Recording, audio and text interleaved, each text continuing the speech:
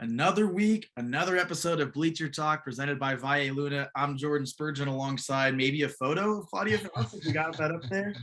She's there getting married over the weekend now on her honeymoon. So congratulations to Claudia Faust. We're really happy for you, but the show goes on. We're going to get right into quick picks today. Bruce Cooper alongside me and Coop. You're now in first place, sole possession of first place after another 3-0 week. I believe that's 3 or 4 consecutive weeks for you going undefeated. You're now 18-3. I mean, what do you got to say about that? I'm in total shock. I don't even know if I believe the results would have taken place thus far. But hey, I'm not going to complain if you guys want to place me in at that top spot. I mean, Claudia had occupied it for so long, and I think what we really started to take advantage of was, her mind getting clouded with all those wedding plans and things like that. They consume a woman. So hey. Again, like you said off the top, major props to her on her wedding nuptials, and I know she's going to have a great time on her honeymoon. She's just a terrific young lady, and we wish her nothing but the best. Absolutely. And the show goes on. So I'll be reading off her picks as we go. So we picked these games in advance before she took off so she can go focus on all of that. So our first game this week, Coop, is Gilbert at Campo Verde. We're going to start with you. Who are you picking in this one? Wow. Okay, so you have Campo Verde at 2-4, Gilbert at 3-3, a couple of Santan region teams from Gilbert. Who do I like here? I'll tell you what. Derek Zellner's Tigers got off to a slow start, had lost their opening 2 games, but then they started to put things together. They won 3 in a row before last week when they met up against a really tough Horizon team. And having said that, and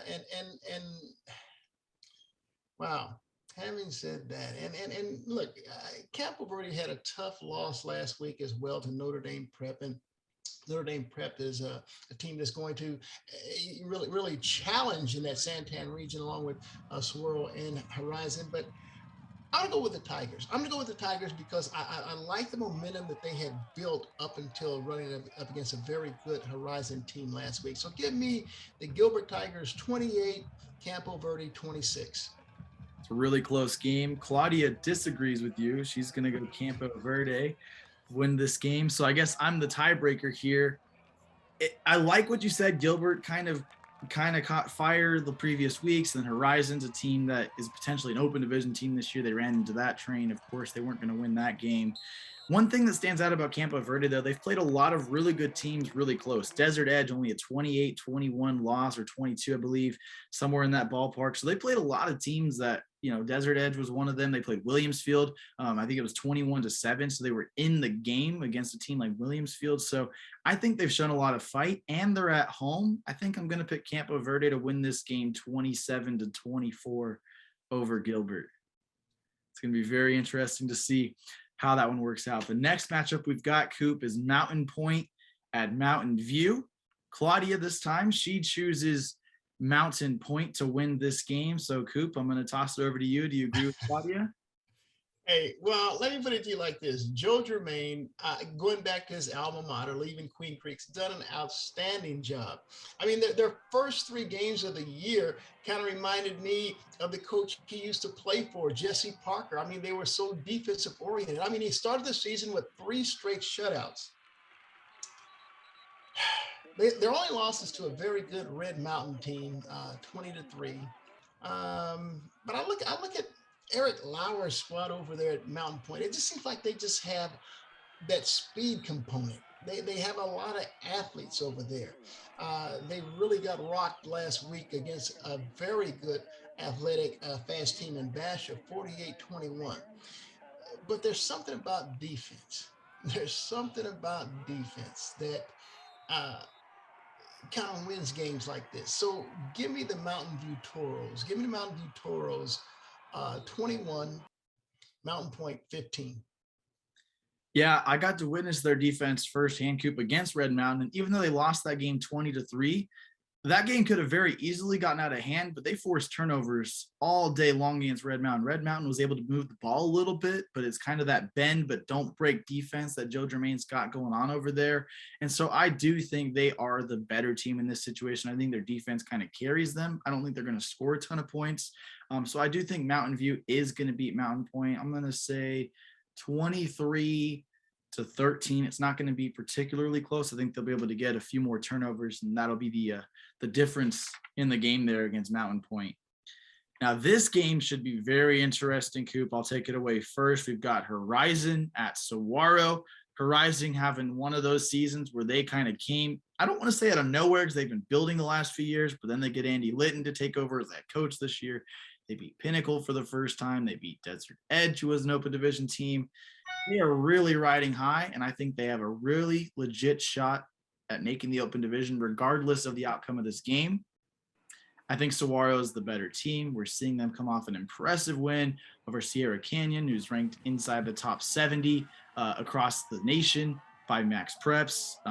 Coach Mons is really just having his guys play hard. Rich Dosical is really playing well at quarterback defensively. They're tough to beat. I just think they have more depth than Horizon. I think Horizon has enough talent at the baseline level to compete with Saguaro, but the depth that Saguaro has is going to be too much. I think they win this game probably 31-21 over Horizon. Yeah, I'm not going to argue with you on that depth part, especially with all the transfers now eligible to play. And look, don't go to sleep on Devin Dampier, the quarterback transfer from Pinnacle. That's just adding to what they already have. So it gives Munns a few more weapons there. And look, hats off to Andy Litton. I mean, he deserves to have his name in the discussion or conversation for Coach of the Year.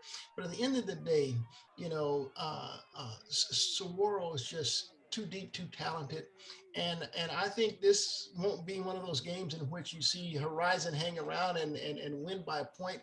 I think Saguaro will win rather convincingly. I think these guys are really going to rise up for this game, and it's circled. Everyone's going to talk about how tough the Huskies are this year, and they're coming for the SaberCats, but no, I like Saguaro in this one, and I like Saguaro kind of big, 41-20. So Claudia, I know she doesn't have the foresight to see which ones we were picking, but she disagreed with you on everything, including this game. She's picking Horizon to win this one. Didn't give a final score, but I know she's been able to see them and hear us talk about them. And like we said, they're a team they're coming. They're coming. I just don't know if they're quite there, but Claudia thinks they might be. So this could be the week. She could either catch you if she gets all of them right and you get all of them wrong, or if she's going to keep digging deeper while she's chilling on a beach somewhere over in Port Lucia for her honeymoon. I don't think she's complaining much if she's digging a deeper hole in quick picks at this point.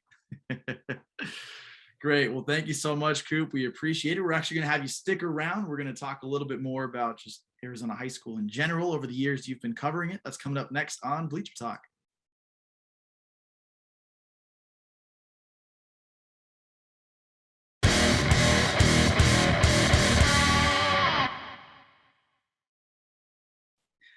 Welcome back to Bleacher Talk. And Coop, we're having so much fun today while Claudia's away. I figured I'd keep you around and we'll have some more conversations. So I appreciate you taking a few extra minutes here to stay on with me.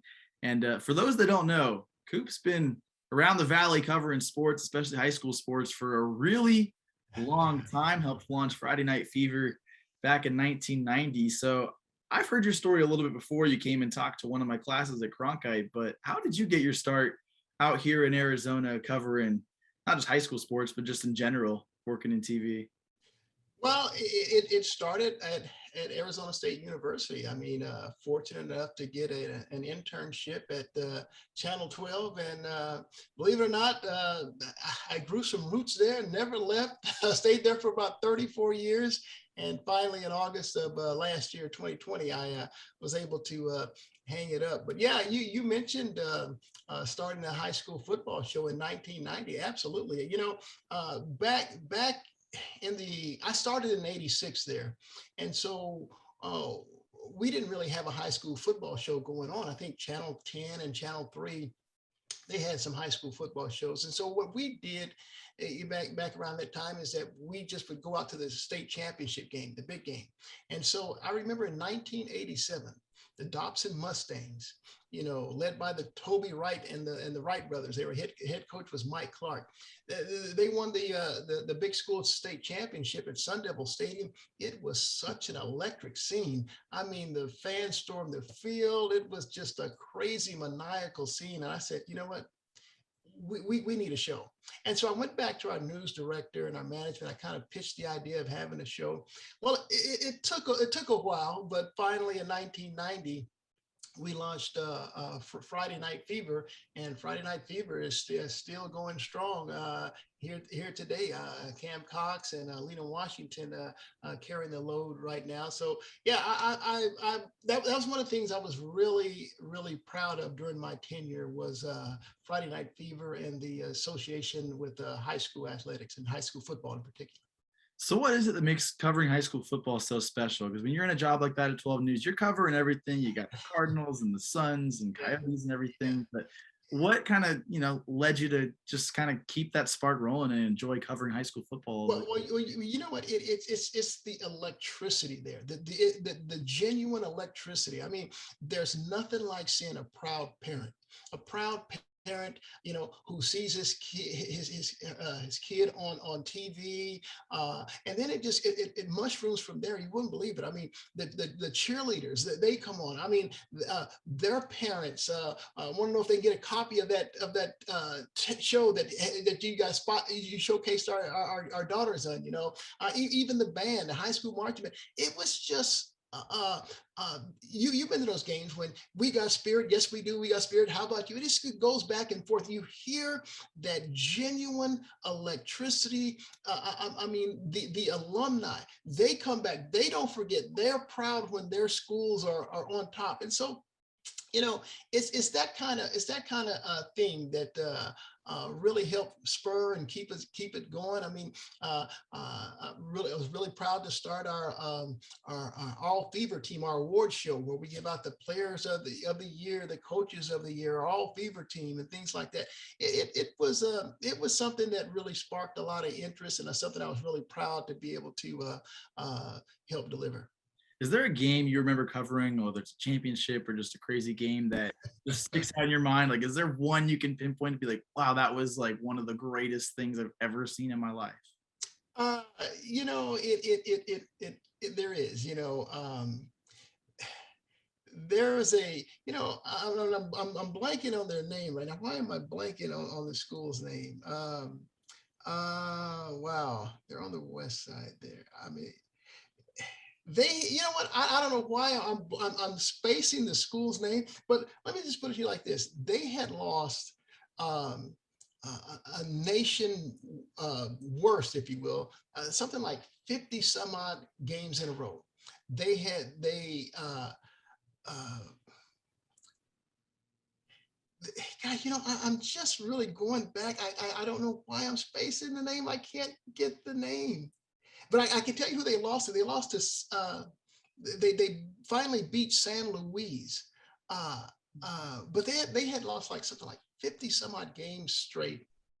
They had even threatened about shutting down the school's football program just because players no one would really come out and help support it, or help even participate.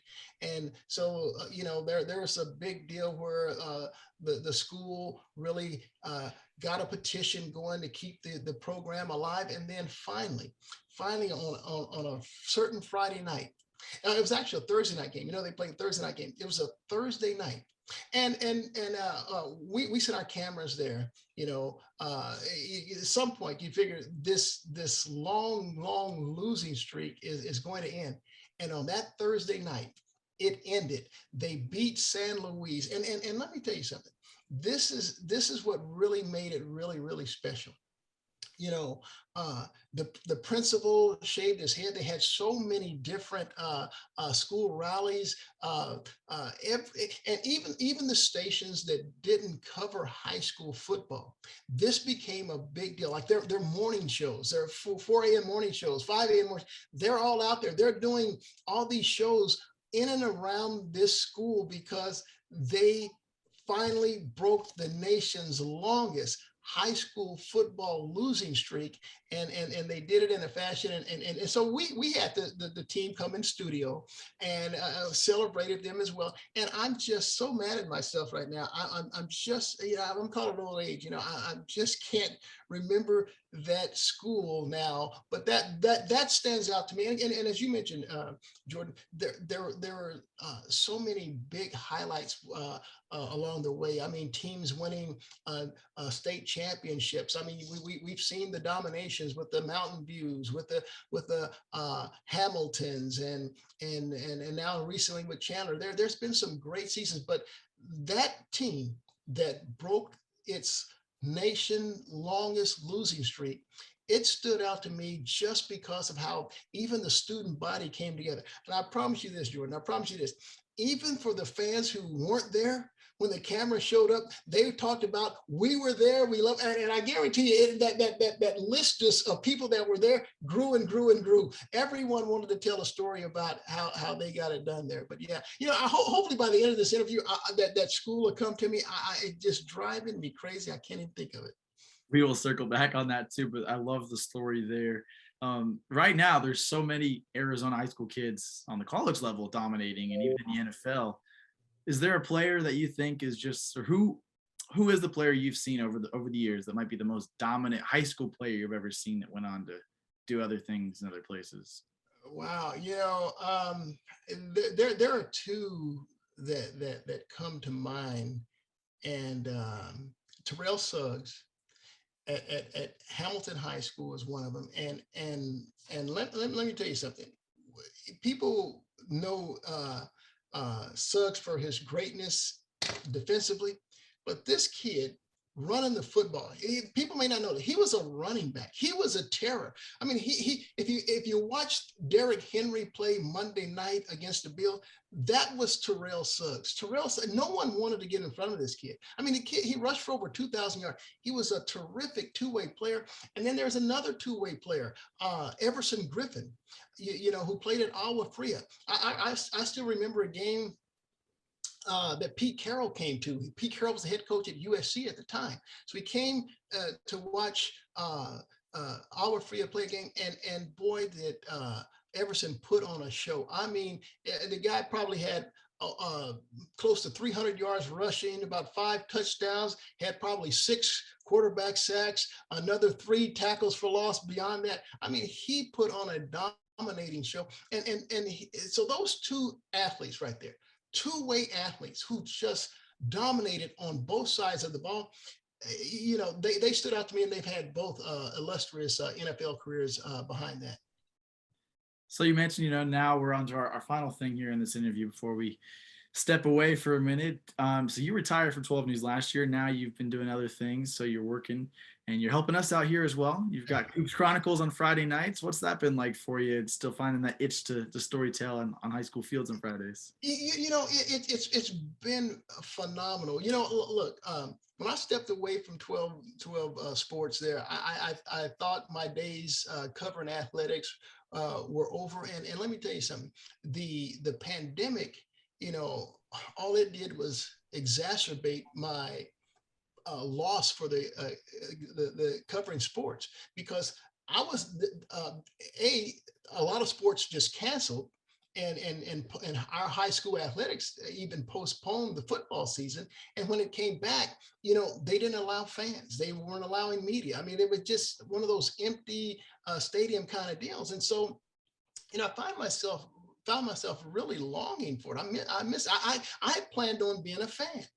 When I retired, I said, look, and I wasn't able to be that. So the fact that now I go back on Friday nights and I reconnect with coaches. I reconnect with some of the fans out there, and even the officials on the field. I mean, we'll talk before games. I mean, it's just been such a joy, and so I can't thank Brad Sesmath enough. I mean, he's the guy who gave me a call. We talked about it over breakfast, and it's been a real pleasure, a real joy working with you and Claudia every week.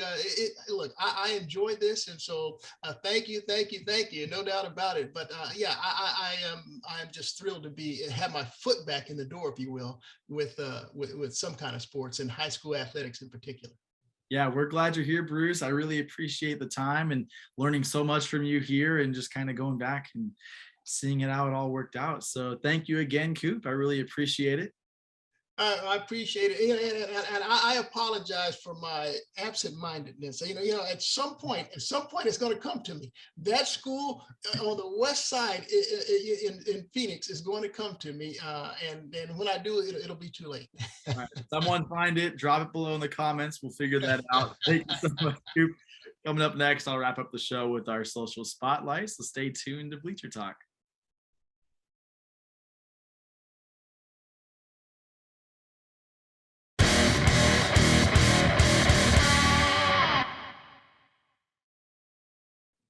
Welcome back to Bleacher Talk, presented by Valle Luna. I'm Jordan Spurgeon, normally joined alongside Claudia Faust, but she's over on her honeymoon having a good time. So for now, we're going to do social spotlight alone. We've had a lot of fun with Bruce Cooper. We did our quick pick still. We caught up with him in an interview and got some stories from Coop, because nothing's better than stories. And now got some fun stories from social media to share as well. So the first one takes us over to Desert Edge Football. Curtis Johnson, who's the head athletics trainer at both teams, including Ironwood, had their sports medicines on both sidelines, and they got to take a cool photo together. You see his face all over the wall, draped everywhere. So that's a lot of fun as a kid who also did sports medicine for a bit in high school. It's good to see the sports medicine crews getting along at different high schools. The next one we got takes us to Basha. A lot of talk about the swagger and the talk of this team, but the equipment is part of that swagger.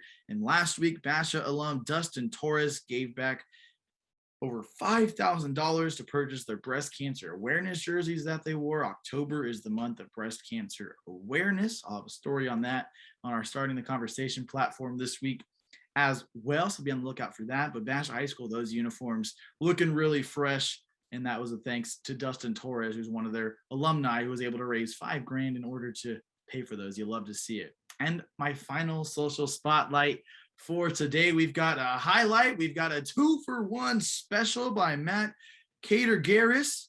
Says, "Get out of my way."